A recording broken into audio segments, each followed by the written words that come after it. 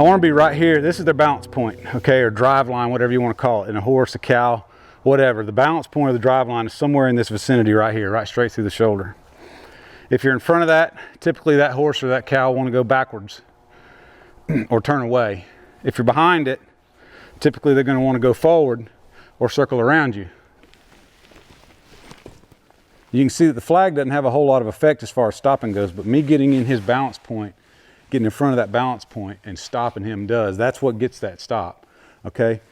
If you want to be really effective with horses and with cattle, learn how to use this balance point. It's the most important aspect about the whole deal as far as I'm concerned. That's how you control their motion, okay? By using the balance point. Nice, nice, nice, super nice. If you're behind the balance point, they go forward. If you're in front of the balance point, they either go backwards or they turn around. So a lot of this stuff is just working that balance point and staying balanced there so that you can do all this fun, cool stuff.